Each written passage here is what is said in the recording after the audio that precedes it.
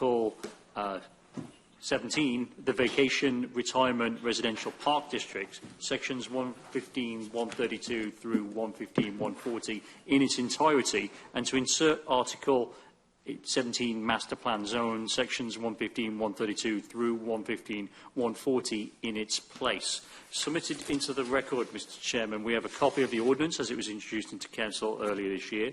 We also have a copy of the Plus response from the Plus meeting that was held back in February of this year, and those comments are dated March 22nd. We also have received one comment letter. This letter was received today, Mr. Chairman, so you may not have seen this yet. We can get copies to you. And then in summary, because this is a somewhat technical ordinance, Mr. Robertson's I'm going to yield to Mr. Robertson so he can present. Sure, thanks. I was going to look around. I know how to clear a room out. I just got Mr. I know, yikes. Oh, that's not a bad thing, though, either. If I could convince Mr. Hutt to leave, I'd be in really good shape. No.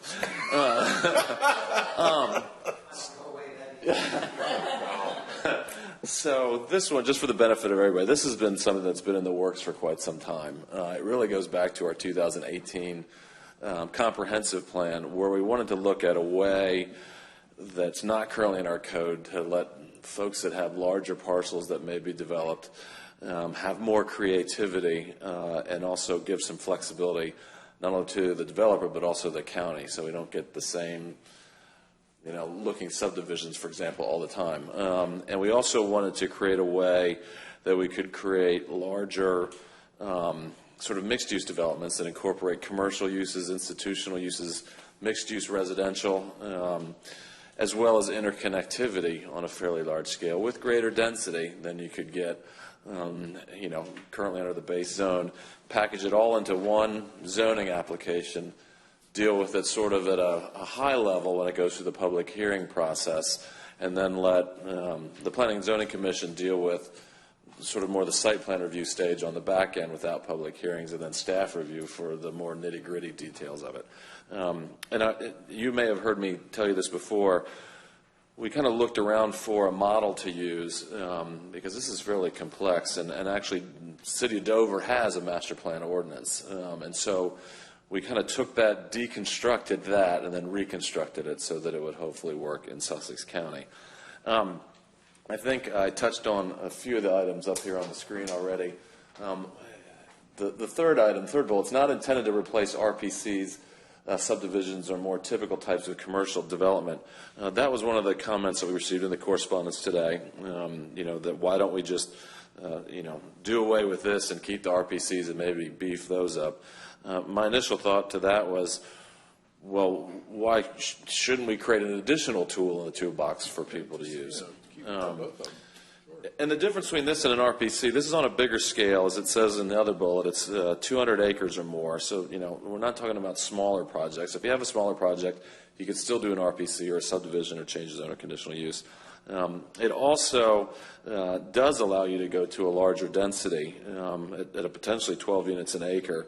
There is some governors on that, but again, it also allows more intensive commercial or institutional uses than an RPC would be able to use. Because for those of you who don't recall, an RPC, you can do commercial, but it's limited. It's really limited on how much you can do. So again, it's intended to incorporate the following areas as part of a single unified development: the residential areas, what's called neighborhood commercial, what's called professional, medical, and financial office areas, and also civic areas. The idea is you don't have to use all of those, but you have to use some of those. In other words, this isn't supposed to be an opportunity to just do a giant residential subdivision at 12 units an acre.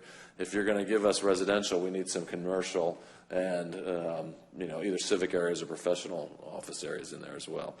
One of the things we looked at is it's large scale enough to promote interconnectivity. That's been an interesting conversation of late.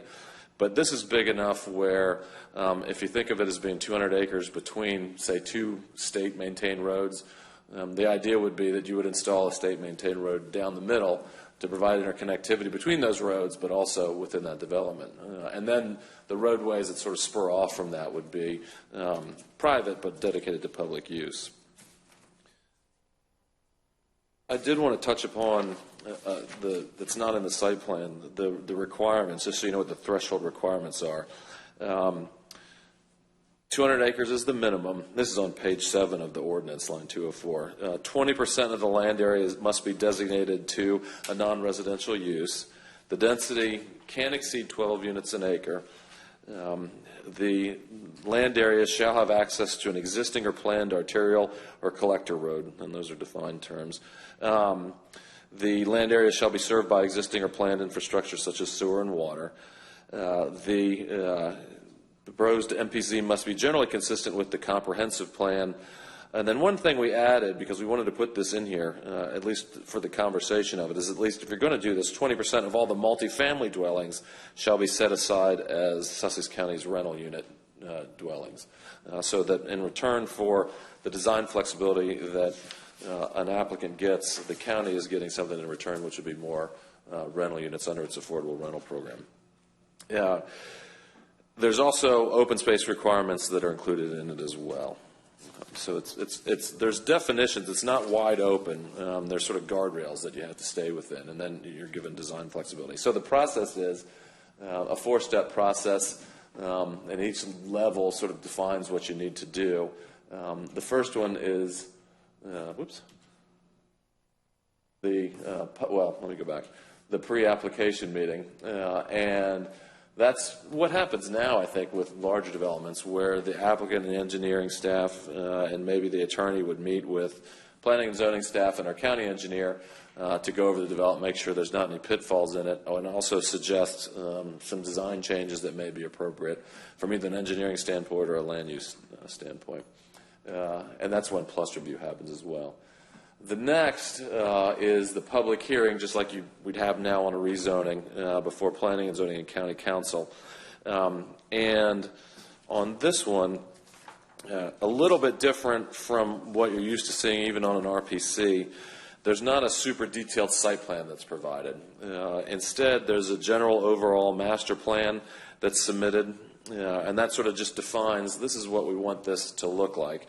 I think more important is the spatial distribution plan, and there's examples of that coming up, which show where your density is going. Like, so this sort of area is going to be, for example, around the outside of it, the lower density. And as you go towards the middle, maybe 4 units an acre, 6 units an acre, and possibly 12 in the middle, and then also where your commercial uses or neighborhood commercial is going to be, or the civic areas or whatever. Just to give you sort of an idea of, like a bubble drawing, or if you think of like a topographical map, but instead of elevations, it's density, just to give you an idea, the county an idea what the density will be. And then with that, there's a master manual submitted, which is the design guidelines that a developer, after meeting with the county, gets to come in and say, these are the design guidelines that we're going to utilize in this master plan. And I'm not going to go through all those, but there's about 14 different elements that they need to show in that master manual. And that master manual then governs this whole thing from beginning to end. So everything has to be consistent with that going forward. And again, this will be public hearings advertised just like a change of zone with all the newspaper ads and public notices and everything else. And like we do now, that's a hearing before you all with a recommendation to county council. The next step is the administrative review of the plans. That's a little misleading. It's not actually administrative. I mean, it is to some degree, but it's the Planning and Zoning Commission that reviews those, kind of like what we do with site plans now. And so at this stage, there's an implementation plan and an implementation manual that's provided. That's much more detail in the area that they're looking to get approved. It has to be consistent with those master manuals and design plans that were provided during the public hearings. That's going to be vetted by staff.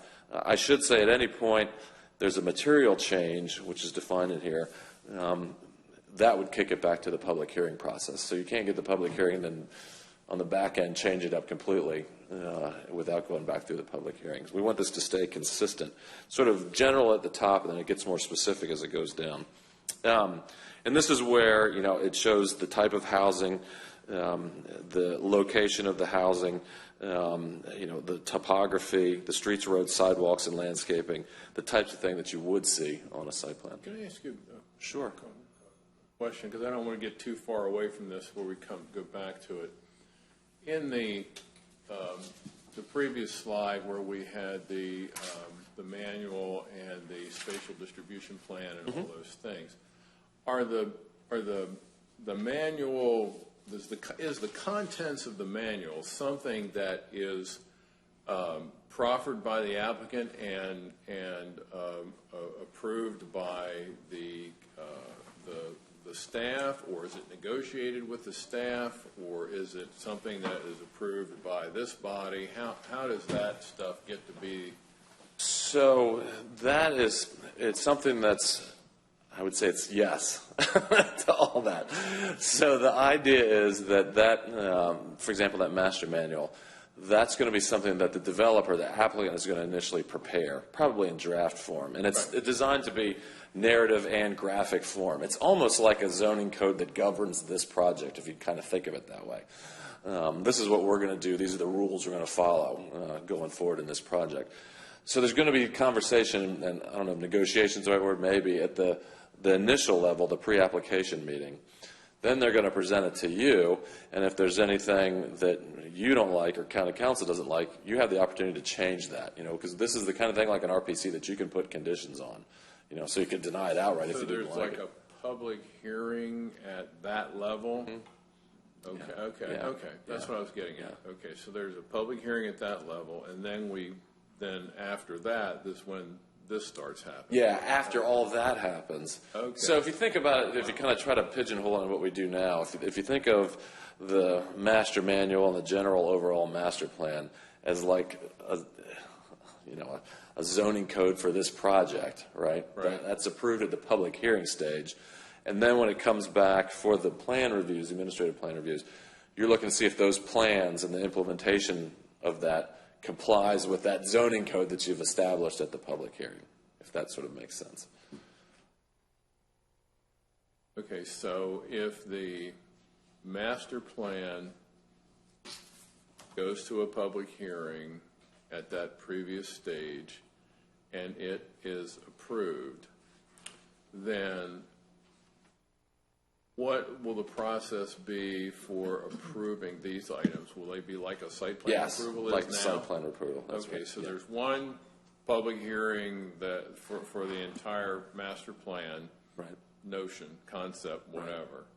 And then if that gets approved, from that point forward, it's, I hesitate to use the word administrative, but it's administrative in nature, that it becomes a individual site plan, more of the way we do a site plan. Right. Okay. And that sort of brings up a good point that I sort of skipped over, sort of the purpose of this. If you think about, if we didn't have the master plan zone, and you want to think of like, I'll just use Bayside as an example, because if they had done that from day one, they might have used this tool if we had it in place. Or think of it in other ways that we've seen. Right now, if you wanted to do a shopping center with residential and mixed uses and maybe doctor's offices, you'd have to come in and apply for the commercial rezoning. You have a public hearing on that at both council and and at each opportunity, the public's involved, and then you'd have to come in for the RPC or the subdivision, public hearings, public involvement, separate sort of balkanized site plan with not necessarily any interconnectivity. This sort of takes care of that all globally. So it's a one-shot thing. This is what we're doing on this big piece of land. That's the public hearing stage, and then site plans after that. This is what the public has said to us multiple times, is that we don't have an overview. Right. So that certainly will provide that. That will give us a tool to use for that purpose. Right, and that's kind of the goal, and we've seen that from time to time, and I don't want to name any examples, but where you just see these little smaller parcels all being bitten off for one reason or another, when everybody hopes or knows that it's actually part of a larger plan. This gives a framework to have flexibility and do the larger plan, and get interconnectivity and state roads involved and everything else. So Speaking of the roads, would the developer initially fund the eventually supported by DelDOT road, or is that required in? Yeah, no. So it's going to depend, for one thing, on whether it's in a TID or not. So there's, that comes at that early stage, that pre-application meeting. But yeah, there's going to be coordination with DelDOT and the applicant, because we're not looking again for the whole thing to be state roads, but if there's main roads, frankly, that may be a way to kill two birds with one stone. If DelDOT has, interconnectivity on its horizon through its CTP, then there can be, sort of a nexus between the developer and the development and DelDOT to get that done. So, maybe with TID funds if it's in the TID as well. So there's not one answer to that, but, that would be something that would be taken into account. And then the final step, administratively, and truly administratively, is just, we kind of mixed up the terms a little bit, but this is the final site plan, the detail, the technical detail site plan. That's a staff review, because you all have already approved generally what the site plan looks like. This is just, the technical details. So, and that would be county engineering and planning and zoning. Keep in mind, throughout this process, it's still got to go through PLUS. It's still got to go through all the agency reviews and everything else. That would come after the public hearings. And just like everything else, it's valid for a period of 5 years to get underway once those site plans are approved. This just gives you an idea of what that spatial distribution plan would look like. Again, this is just really high level to give the commission and the public an idea of, sort of what we're thinking, where, it talks about what the densities are and how many units there are throughout the project, so that the public and the county can be assured that the design makes sense, because generally good planning is that, you have the lower densities to the outside of towards the perimeter of the project, with the higher densities and more intensive uses on the interior, unless it's on, a major arterial roadway or a roadway that could handle the commercial uses, and there's a proposed change I have for that. But that kind of gives you the idea of what we're looking for, so that you know generally what the project's going to look like, and through those manuals will have more detail about each of those sort of areas. And this just zooms in, so it's the same thing for the next couple slides. So you can just sort of see what we're talking about. Because one of the things, for example, now it's really tough to do mixed use anywhere in Sussex County without coming in for a conditional use, where that might be residential over retail, for example. This would enable you to do that, as shown. It shows you some of the commercial areas and the type of information. So if we get that in and that is approved, then they need to stick with what? Yes. Okay. Right. Yeah, they can't. Yeah. So going back, if that's what's approved, and then they come in and say, well, we're going to flip this whole thing, that would trigger a whole new public hearing. Okay. Thank you. Yeah. I don't know. For example, like if they flipped, like this and this, that might not. But if it's a material change, it would. So like moving where the grocery store might be located on Yeah. the plan, as long as it's still in the commercial area, probably doesn't. Right. Or this one doesn't really show it as a good example, but if there's a spine road that's, dedicated to the state and state maintained, if that was to be moved, that's the kind of thing that would trigger a new public hearing. Okay, good. So, and this just shows sort of that kind of information. This is just a sample one. I don't even think it's based on a real property, right, Jamie? Okay. So you can just get a kind of an idea. So, as part of this process, we went through and met, we've been talking about this at council for, I think, 2 years now, I feel like, because you can see it's a fairly hefty ordinance, and we've talked about it here at the commission for a while. We've gotten some input, but even before the public hearing, as to, I think it was constructive comments we got from some folks, and we actually had some meetings with people that would implement this, and they had some constructive comments. If it's okay with you, I'd like to read these into the record, because there may be things that are recommendation to county council. So the first one is eligibility requirements. There's some confusion as to where this could go. It was referenced in the whereas clause, but we'd like to add it into the ordinance, and that would be to add that it's clearly in the coastal area, the developing area, town center, and commercial area, again, to mirror that whereas clause. At line 192, regarding that spatial distribution plan, we'd like to clarify that in addition to higher densities, the commercial areas or intensive uses should be centrally located and or along main roadways consistent with higher density residential uses. There's a question about whether it had to be in the middle or if you're on, say Route 1, it would make sense to have commercial on Route 1. We didn't want to limit it to where you could put it. Line 209 is eligibility requirements. Consider changing the reference from existing or planned arterial or collector roads, which actually that was a term that was used, but it's not one that's defined in the code, to use major arterial roadways and collector streets, which are actually defined in Chapter 99. Line 223 was the design and development principles and standards, and there was a suggestion to consider adding a new number 11, stating that all collector roads, or the similar term, within the MPZ must be constructed to DelDOT standards and state maintained, or simply move and copy this requirement from elsewhere at line 317 to 322. So that and state that all other public roads within the MPZ are dedicated to public use and must remain open and accessible to the public at all times. Again, this is large enough with enough different types of uses, including people that would be coming from outside into the commercial or civic or professional uses. We want to make sure that they're all dedicated to public use. There's a requirement in there, was a planning requirement originally that said that all open space shall be located to the fronts of buildings.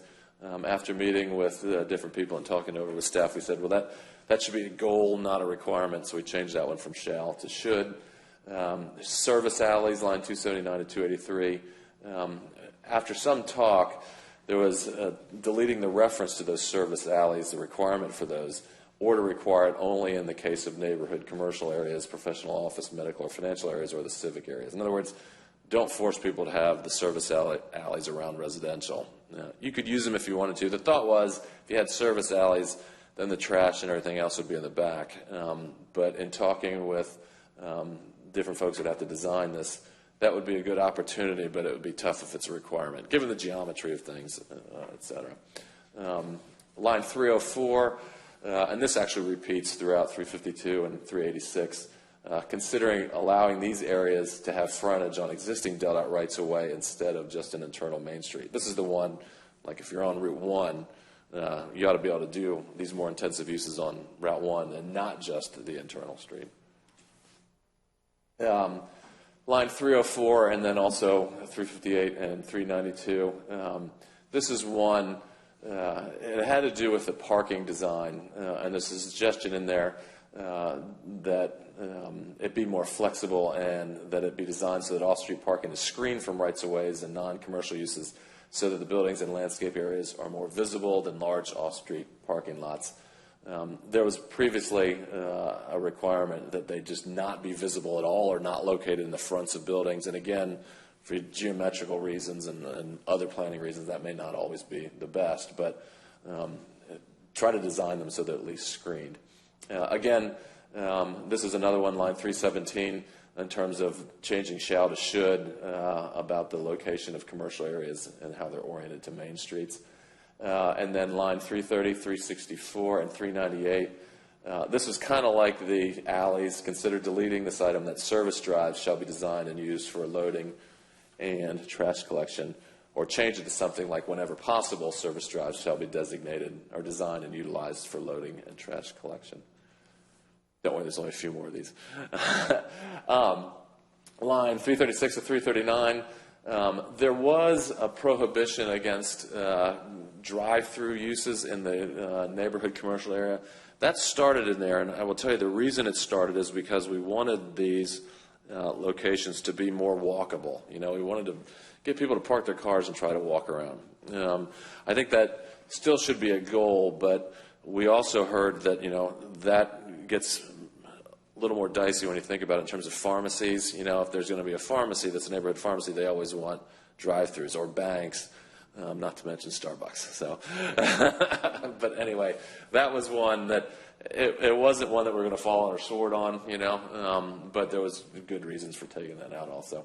And the master manual at line 448, it referred to a master transportation plan approved by DelDOT, which is actually in Dover's model, but we recognize that turns out isn't an item recognized by DelDOT, so we just suggested replace it with traffic impact study for the MPC.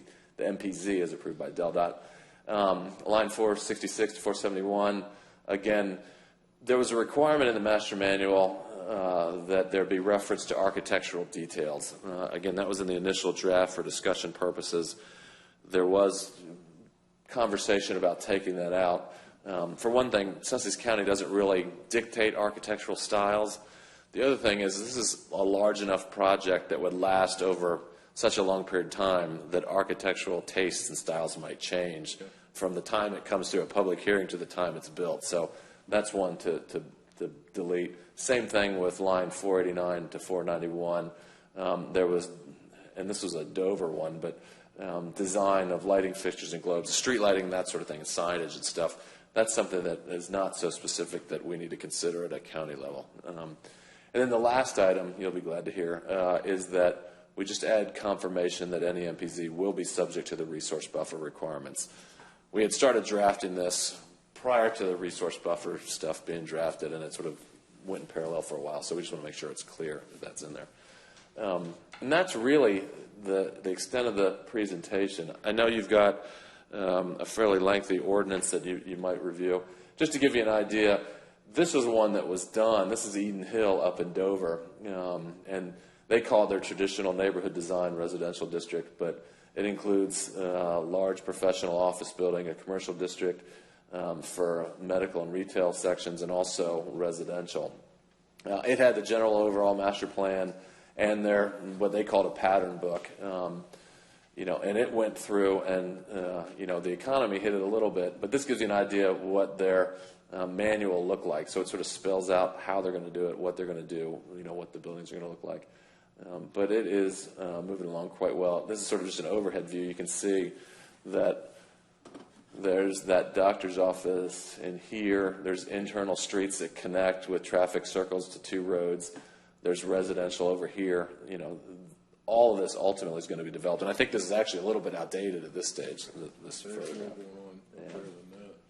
So that concludes it. What was the name of that? I'm sorry. It's Eden Hill. Eden Hill. Yeah. Yep. Yeah. Just in case It's a really nice place. Yeah, it is pretty nice. And again, it was an opportunity for Dover to look at all these different things versus doing a zoning and site plan for just a medical building and a zoning and site plan for townhouses and a zoning and site plan for other types of retail types uses. So we hope it's a tool that the development community will use when appropriate. It's not something that's going to be used all the time. We don't expect it to. It's something that I think frankly, there probably are limited circumstances where it could be used based on whether there's infrastructure around, the size of the parcel still. But I think there's enough large areas of land that can be consolidated or whatever to make this work and end up with a better product for Sussex County and its residents now and in the future if it's done right. So I know there was a letter that Mr. Whitehouse submitted from Pannoni. They had some comments on it. I suppose Mr. Hutt's going to have some comments since he's sat through this. Take some time to consider it. Mr. Whitehouse, you've been through this whole process. I don't know if you have anything you want to add. It's a good summary. Throughout the whole process, we've had technical input from the state. The plus comments are in as well. The state was very supportive of the objective, and they had some helpful comments too. So this has been through plus too. Right. We hope that eventually you'll act favorably upon it so we can get it up to council, and hopefully they will. Quick question. I may have missed this because I stepped out for a minute, but are we taking advantage of the opportunity to insert requirements around, protecting some forested space as part of these developments? Is there room for that in these requirements? Yeah, so it states in here, and it's something you could consider bumping up. If you look at, I don't expect you to read it now, but if you want to jot down line 235, Got it. It's on page 7. It talks about design principles, and I wasn't going to read you the whole ordinance. No, It would please. be here until tomorrow, but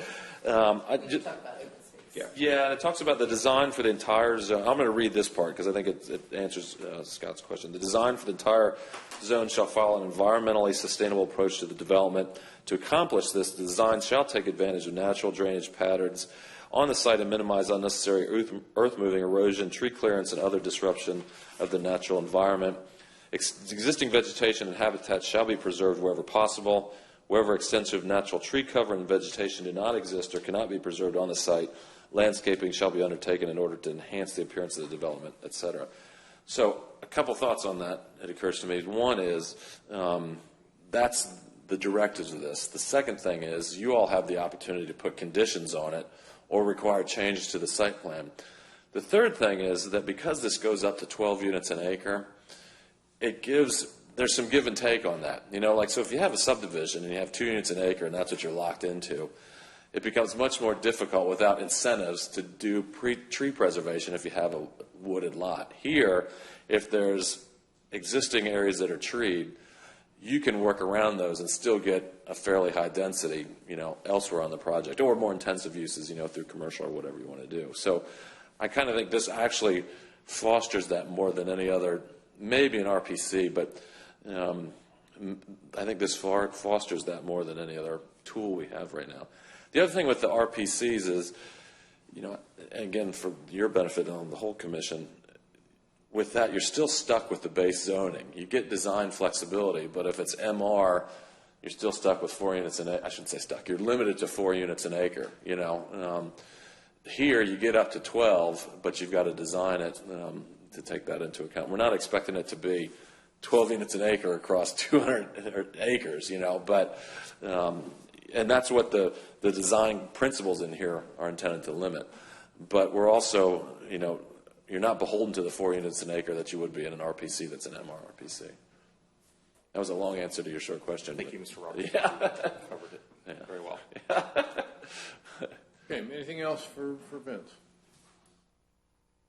I don't expect a motion on this tonight. Well, we're going to see if there's any interest from the public to speak, and then we'll.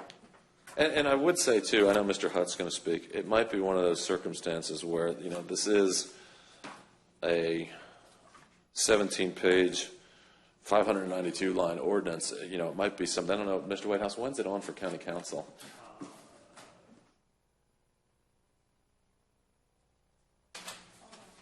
November. So we have some time. Well, he's looking that up. It might be such a thing. October 17th. All right. I mean, you could leave the record open for a couple weeks anyway for anybody to submit written comments on it, since now it's actually, sort of seeing the light of day and had a hearing. Just a suggestion, anyway. Great idea. Thank you. Okay, is there anyone here with an interest in this ordinance? I believe there is.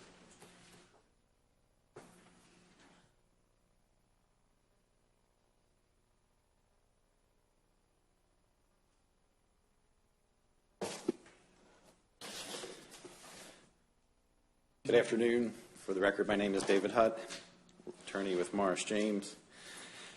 I guess I wanted to sort of begin this afternoon with, and Mr. Robertson mentioned it a number of times, but what this ordinance does, and it's similar to, in some respects, an RPC, as he indicated, and in other municipalities, they call it LPDs and other types of overlays. But what you're essentially doing for whatever that parcel of land is creating a unique zoning district for that land itself. And so whether it's that master manual or that spatial distribution plan, that becomes the zoning code, as it were, for that parcel of land. And I think that's an important distinction, and I'm going to wax philosophical for a moment before I get into the weeds. But the challenge with an ordinance like this, I think, is to not be too specific. The county has seen this problem, for instance, with the C4 ordinance. The C4 ordinance, which I think people thought was going to be a commercial RPC ordinance that many people could take advantage of, has not proven to be successful, and part of that's because of the requirements that were found in it. I know it's already been amended, I believe, once to change the ratio of commercial and residential to try to get that right.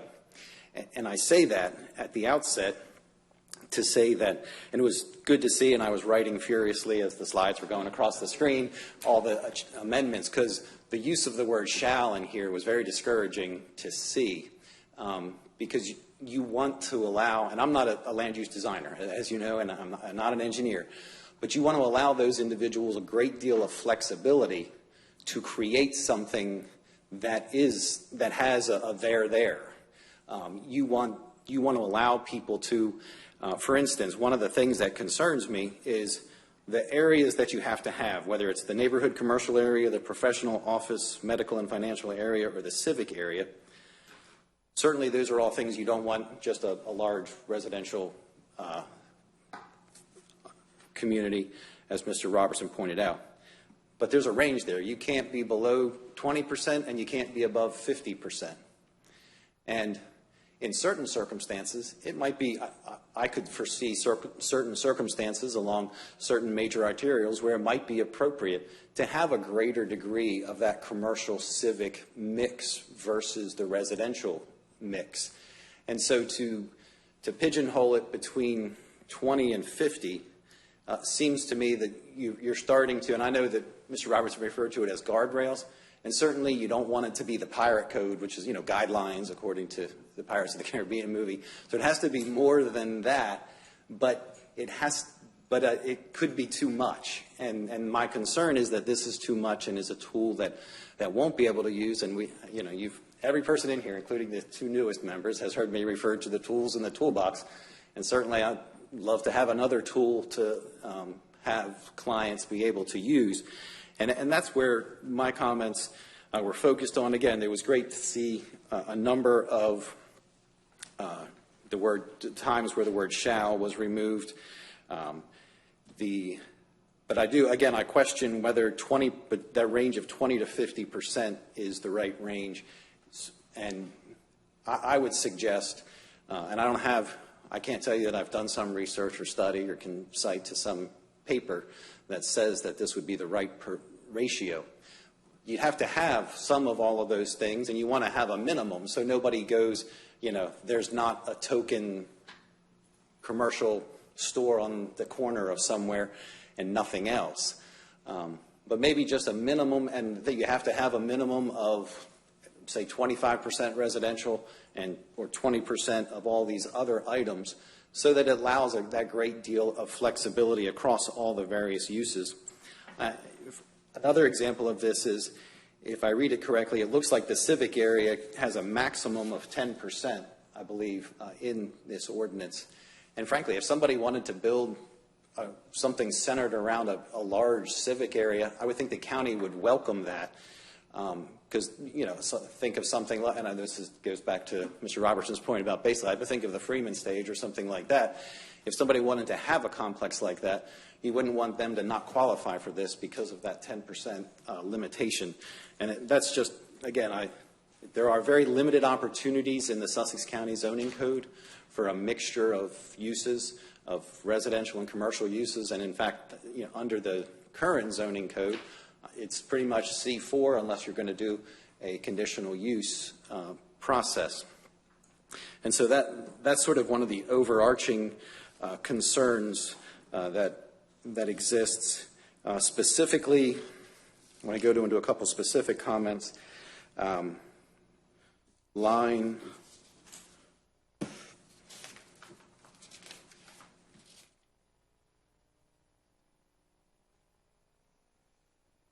198, which is on page 6 and is within the definition of spatial distribution plan. And this may have been on the slide, and I may have missed it, Mr. Robertson. If so, I apologize. But in subsection A, where it says lower density development radiating away from higher density development, it says at the interior of the MPZ. And I would suggest, if that wasn't in part of your changes already, that you strike at the interior of the MPZ. As was noted, and as that slide that's on the screen shows, the heaviest is not at the interior of this. And again, it would just depend on the site whether or not that occurred. And I think your change added language to B, but I don't think it changed anything in A. And I think that would make A and B consistent if that were done in that fashion. The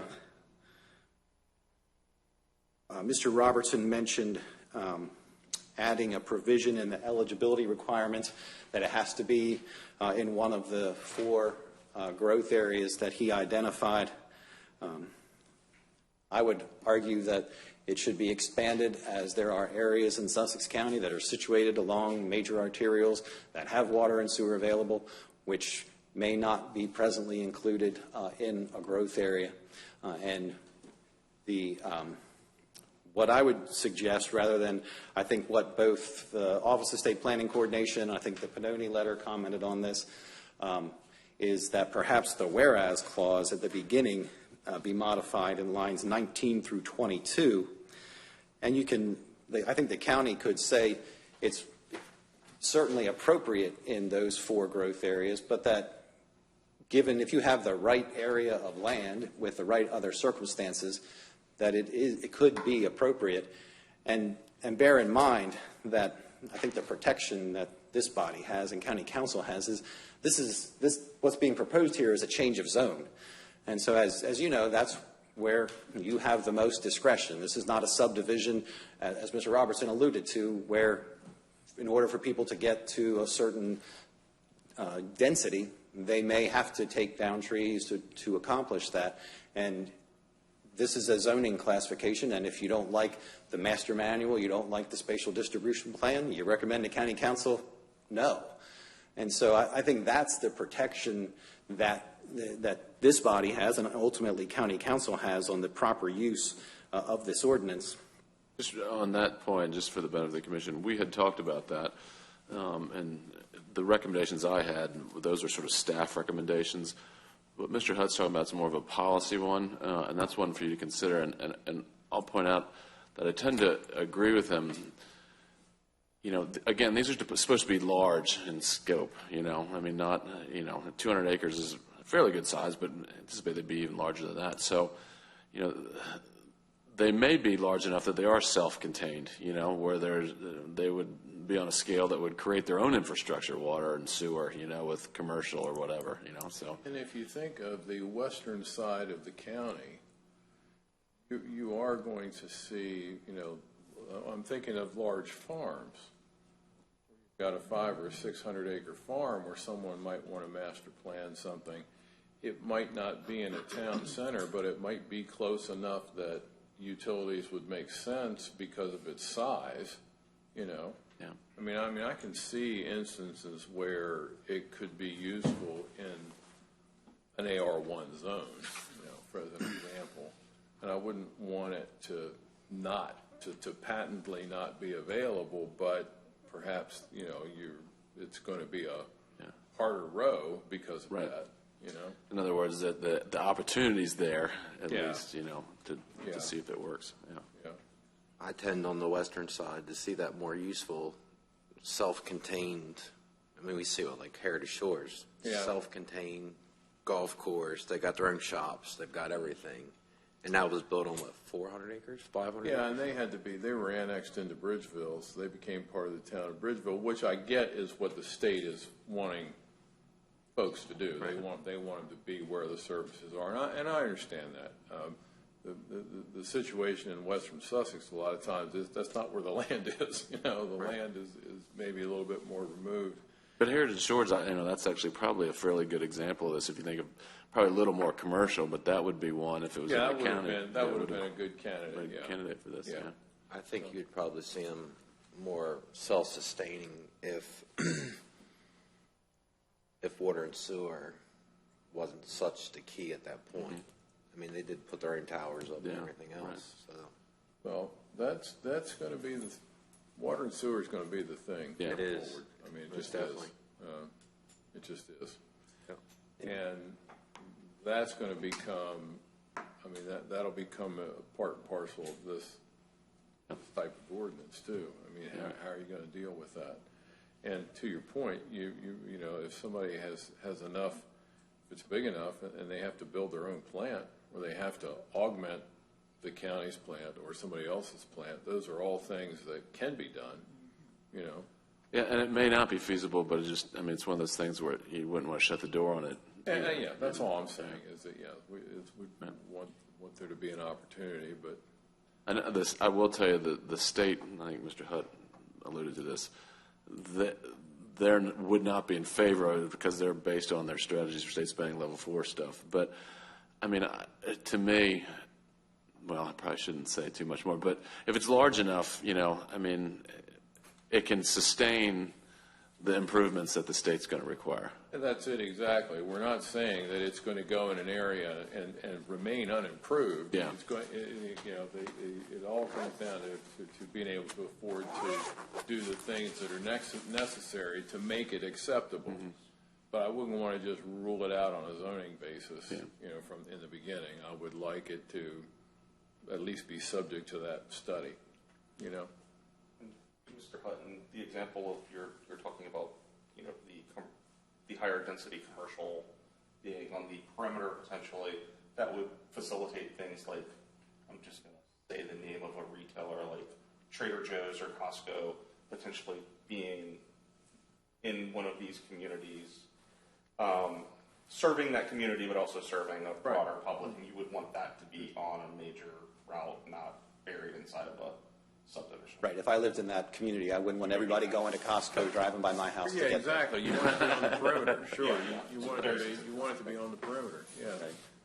Right. And to the point about, I had Western Sussex in mind with some of those comments because, frankly, there's 4 growth areas that are mentioned, and one of those doesn't exist in the coastal area. Obviously doesn't exist in Western Sussex. Yeah.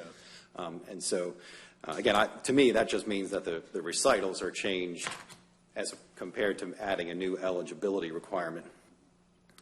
The next one that I wanted to address in the eligibility requirements, which are on page 7, lines 221 and 222.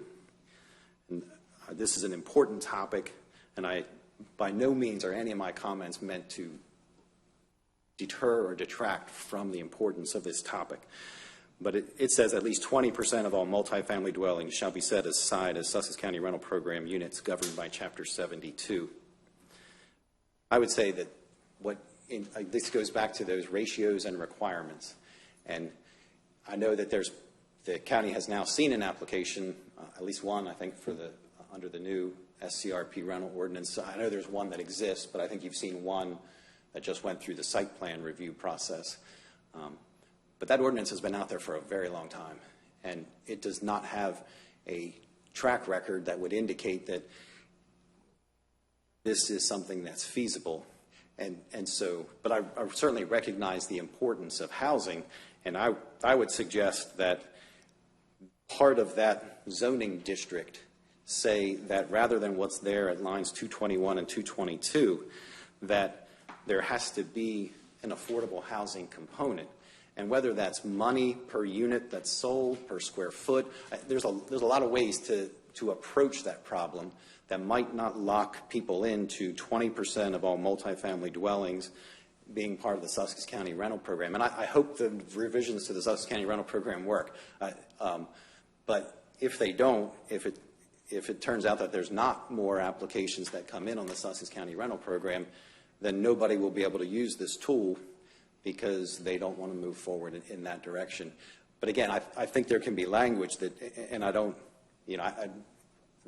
but because this would be a change of zone, it would be up to your discretion as to whether or not that project had addressed affordable housing at the right level.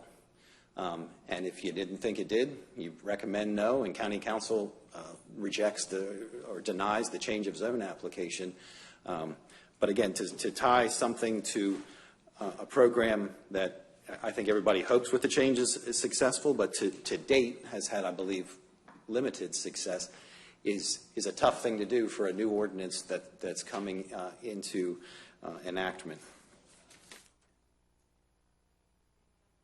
Question about that, Mr. Hutt. So I know some affordable housing that does come on the market from time to time is purchased by investors or, people like myself who might want to own a rental property. So I'm arguing against myself here.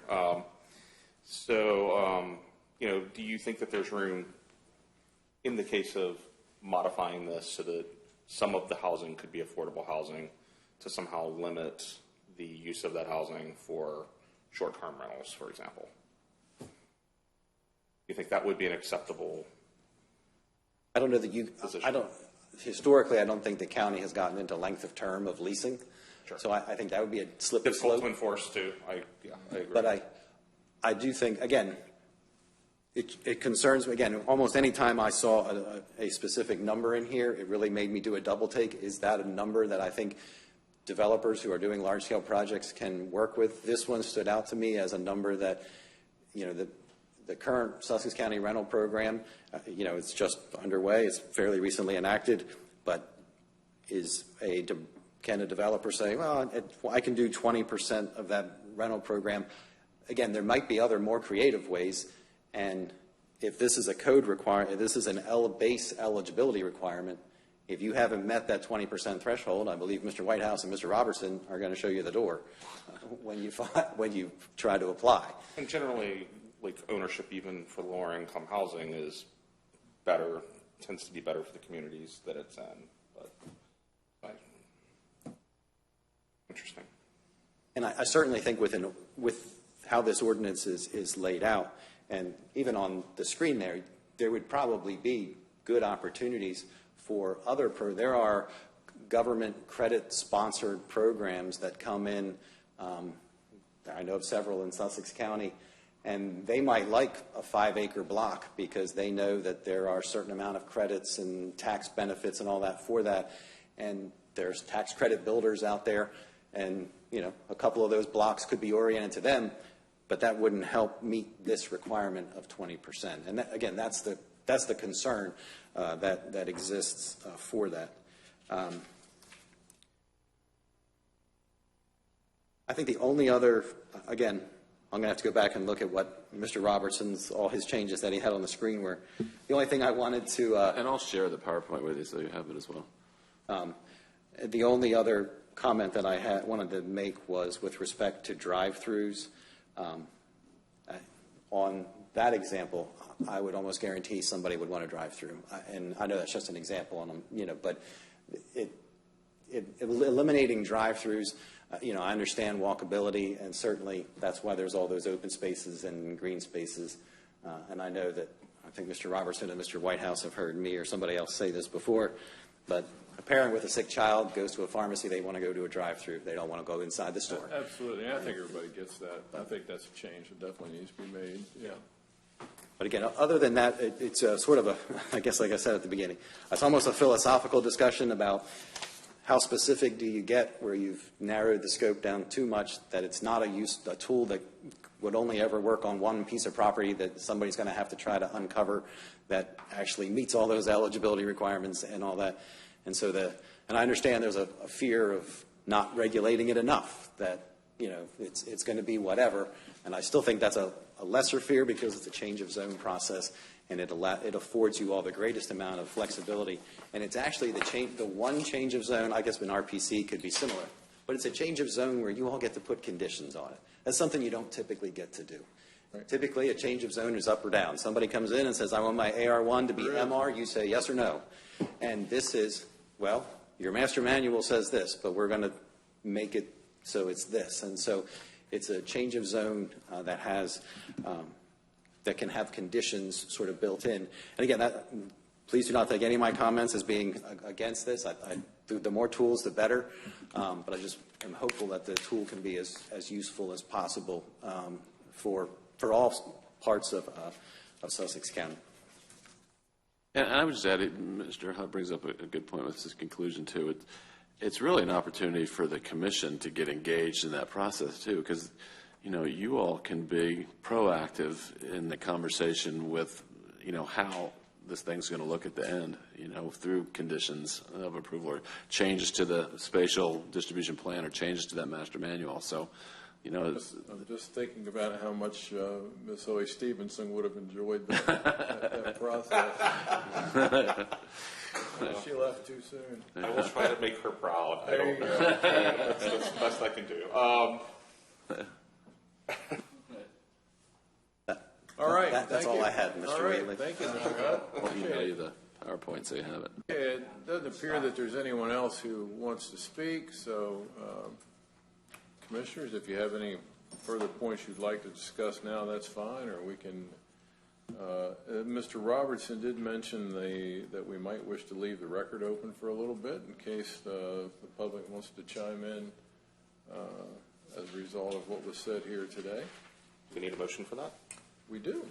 I'd like to move that we keep the record open pertaining to the ordinance change that's proposed. And you're also going to want to defer action. Yeah, well, Leaving the record open. you're going to want to, so if we're going to make the motion, council's on when, October 17th? All right, and when's our P&Z before that? 28. Okay, And then another one. but there's one at the beginning of October still, too. Well, yeah, we got 2 meetings before they meet, right? I would say, it'd be nice to have the comments in before the next meeting, you know, just because we're somewhat condensed. So maybe hold the record open for, I don't know, what, 10 business days? Yeah. 10 business days for any written comments on the ordinance. So moved. Is that the motion? Yeah, that Yep. works. It's moved and seconded to defer action on ordinance, we're just going to go ahead and do this now. The ordinance 2305, master plan zoning district, leaving the record open for 10 business days to receive comments from the public. All those in favor say aye. Aye. Opposed? Carried. Thank you. Okay, our next public hearing